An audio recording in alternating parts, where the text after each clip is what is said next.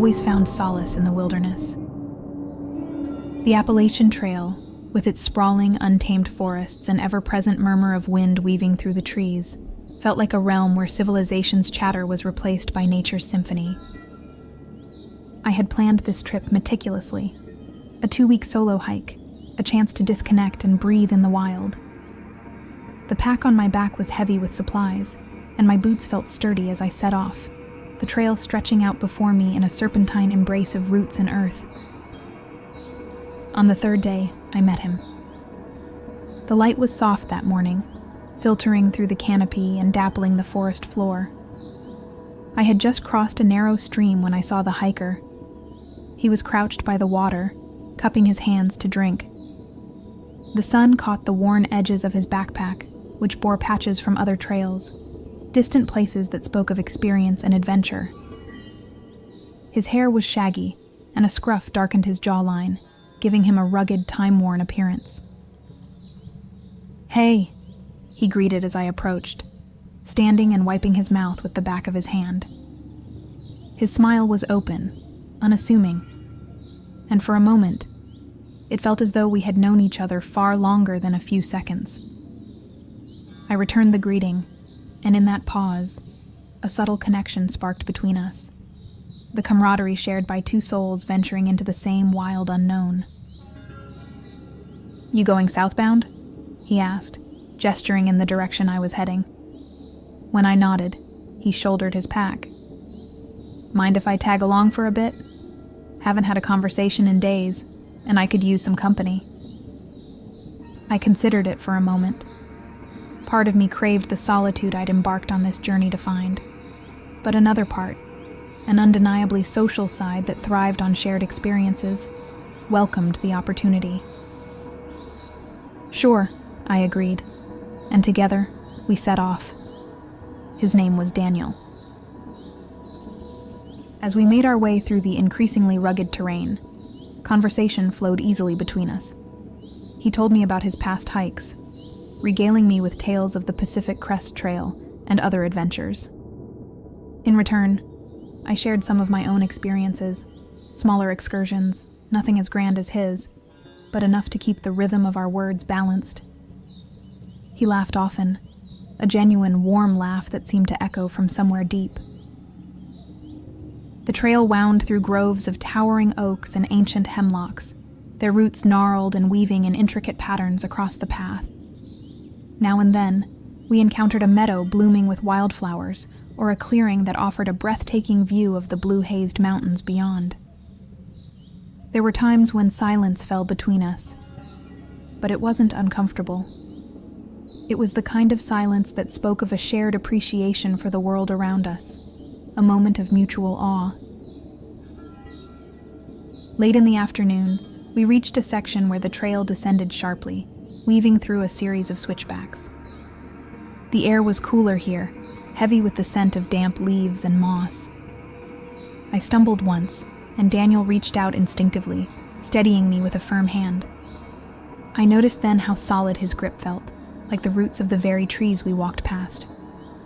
"Careful," he said, and there was something in his voice, a kind of deep concern that made me look at him a moment longer than necessary. His eyes met mine, and I saw something I couldn't quite name, something that made my breath catch, but only for a fleeting second. Then he smiled again, and the sensation vanished as quickly as it had come. That evening, we set up camp by a creek. The water sang a soothing lullaby as the sun dipped below the tree line, painting the sky in hues of orange and purple. We shared a meal, the firelight dancing between us, and I found myself grateful for his presence. Despite the vastness of the wilderness surrounding us, the night felt less daunting with him there. "Do you ever think about how small we are?" I mused, staring at the embers spiraling skyward. "Out here, with the mountains and the stars, it's easy to feel insignificant." Daniel poked at the fire, his expression thoughtful. "Yeah," he said, "but sometimes I think it's comforting, knowing that the world carries on, no matter what." It's steady, reliable, even if we're not. His words lingered, and I felt a pang of something I couldn't quite place. We talked until the sky was a velvet blanket dotted with stars, and sleep eventually pulled us under. In the stillness, the forest hummed its ancient song, and I drifted into dreams filled with shadows, moving just beyond my reach. The following days unfolded in a blur of sunlight and shadow, the trail stretching endlessly ahead as we pressed onward. The forest seemed to grow denser, the undergrowth more tangled, as if the earth itself sought to ensnare us. Daniel's presence had become a steady comfort, a counterpoint to the sometimes harsh and unpredictable landscape. We had developed an easy rhythm, our steps in sync as we navigated rocky ascents and steep descents. There was a sense of unity in our movements, the unspoken understanding that comes from traveling side by side. Yet, beneath the camaraderie, I began to notice things about him that didn't quite add up. For one, he never seemed to tire. While I occasionally paused to catch my breath or shed a layer of clothing, Daniel was unyielding, his pace unwavering. It wasn't as if he pushed himself. Rather, he moved as though the forest's hardships were merely a suggestion, a breeze he could walk through unscathed. His stamina was admirable, almost enviable, but as the days passed, it became unsettling. Then there was the matter of his gear. His backpack, despite its well-worn appearance, never seemed to lose weight. He carried it effortlessly, without complaint. I brushed it off at first, telling myself that he was simply a seasoned hiker, but doubt began to gnaw at the edges of my mind, and I found myself studying him when I thought he wasn't looking. We had reached a stretch of trail that led us to a broad ridge, the land dropping away on either side to reveal a sea of trees below. The view was breathtaking, a sweeping panorama that made me pause in awe. Daniel came to stand beside me, silent, as we took it in. "It's beautiful," I said finally, and he nodded, his gaze distant. "It is," he agreed. "But this place holds more than beauty." His voice was quiet, almost reverent. "There's something here that's different." I turned to look at him, puzzled. Different how? He hesitated, as if weighing how much to reveal. "This land has stories," he said. "Legends that are older than we can imagine. Some say there are things out here that never left when civilization crept closer." He met my eyes then, his expression unreadable. "You ever feel like you're being watched?" The question sent a shiver through me, and I laughed to shake off the feeling. "I think everyone does, at some point out here. It's the way the woods are, right? The sense of something ancient, hidden just out of sight." He didn't laugh with me. Instead, he watched me with an intensity that made me want to look away. But I didn't. Something held me there, rooted in place as the wind whispered through the trees. Finally, he turned and started walking again, and I was left to trail behind, questions swirling in my mind. That night, the air was heavy with humidity, and the fire struggled to catch. We were deep in a hollow, surrounded by trees whose limbs seemed to lean closer as the dark set in. The forest was quiet, too quiet, as though holding its breath. Daniel sat across from me, sharpening a small knife he'd pulled from his pack. The rhythmic scrape of the blade against the whetstone filled the space between us. "What made you decide to hike the trail?" I asked, trying to dispel the unease that clung to me. He glanced up, his expression softening. "I guess I'm chasing something," he said. "Or maybe running from something. Hard to tell the difference these days." The honesty in his voice surprised me, and I felt the tension between us ease. I nodded, understanding more than I wanted to admit. "Yeah," I said. "I get that." The conversation drifted after that, and we settled into our own thoughts. As I lay in my tent, the weight of the day pressing down on me, I couldn't shake the feeling that Daniel was guarding something I was perilously close to uncovering. We pressed deeper into the Appalachian wilderness, the terrain growing ever more treacherous, and the underbrush thicker, as though the forest was slowly closing in around us. The trees loomed tall and ancient, their gnarled branches twisting like skeletal fingers. Daniel was quiet, his mood subdued in a way that had become more frequent as we traveled. His eyes often drifted to the woods, a far-off look settling on his features, as if he could see something I couldn't. By the 7th day, my sense of unease had blossomed into a full-blown anxiety. Strange things began happening, events that felt too deliberate to be chalked up to coincidence. The rustling in the bushes that never seemed to move away, even as we progressed. The occasional echo of footsteps mirroring our own. The feeling of being observed, of unseen eyes following our every move. My imagination ran wild, fueled by the silence that had fallen between Daniel and me. We reached a rocky outcropping around midday, the sky a pale, ominous gray. Clouds clustered low, threatening rain. We stopped to rest, and I took the opportunity to ask him something that had been gnawing at me. "Daniel," I said, hesitating as he looked up from adjusting the straps on his pack. "Have you felt anything strange?" He regarded me for a moment, his face unreadable. Then he sighed, the sound heavy and worn. "Yeah," he admitted. "I felt it. This place, it's not like other trails. There are things here we don't understand." "Like what?" I pressed, though part of me feared the answer. His gaze shifted to the woods, and for a long time, he said nothing. Just when I thought he wouldn't respond, he spoke. "Sometimes people vanish out here," he said. "Without a trace. No bodies, no signs of struggle. Just gone. Some say it's the land taking back what's hers. Others think it's something else, something older." A shiver coursed through me, and I had to remind myself that these were just stories. Legends, passed down through generations to scare hikers like me. Yet, the seriousness in his voice was undeniable. We moved on, our conversation trailing off into silence. By late afternoon, the trail led us into a shadowy ravine. Mist clung to the ground, swirling around our boots, and the temperature dropped.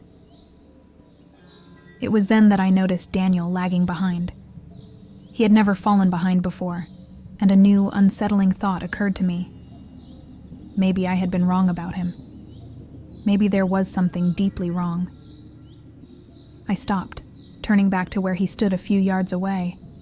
His face was pale, almost waxy, and he looked impossibly weary, eroding the confident image I had built of him.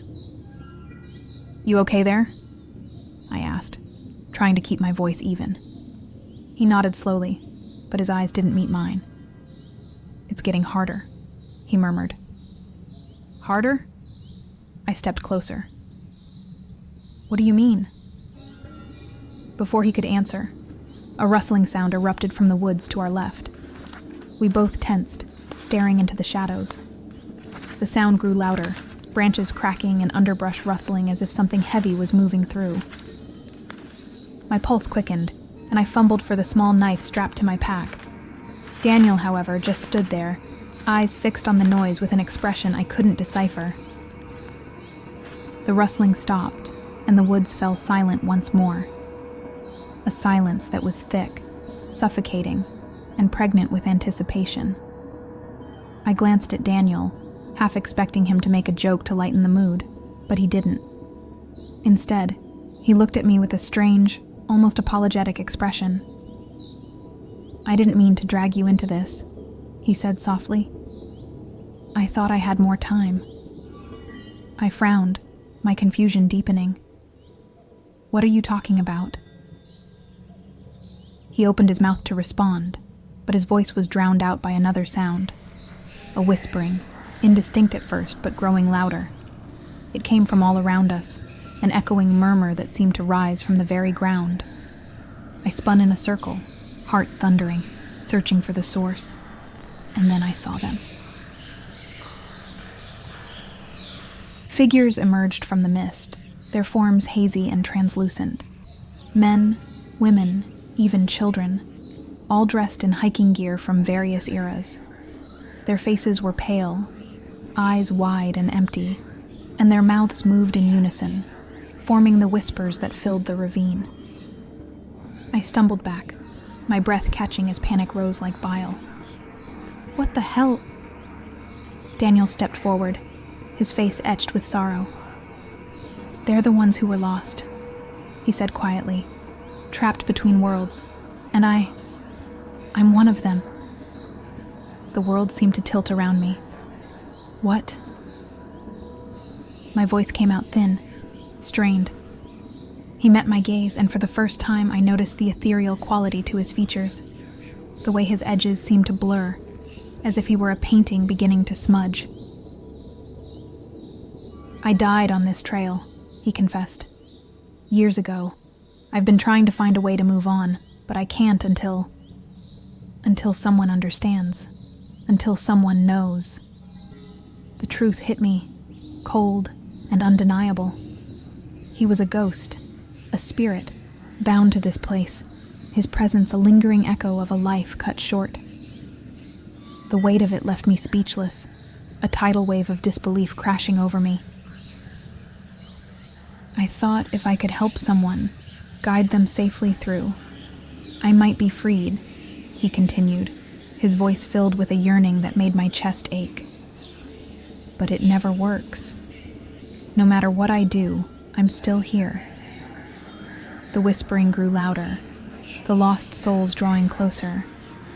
Their eyes held a silent plea, a yearning for release that mirrored Daniel's. Fear twisted in my gut, but so did compassion. What do we do? I asked, my voice shaking. Daniel's form flickered, and he gave me a sad smile. You keep going, he said. Finish the trail, live, and remember us. I wanted to protest, to say I wouldn't leave him, but the mist thickened, and Daniel's figure began to dissolve. The spirits pressed in, their whispers merging into a mournful wail, and I felt myself being pulled away, as if the forest itself were ushering me onward. I stumbled back, tears streaming down my face, and then I ran. The ravine, the spirits, Daniel, all of it blurred as I fled, the path a twisting, treacherous blur beneath my feet. When I finally broke free of the mist, the woods opened up, the whispers fading into the distance. I collapsed, gasping for air, and looked back. The ravine was gone, swallowed by the forest, and with it, Daniel. But his memory lingered. His story, and the stories of the others lost, were now part of me. And as I rose, gathering my strength to continue, I silently promised I wouldn't forget. The trail stretched on, and I walked forward, carrying the weight of his truth with every step.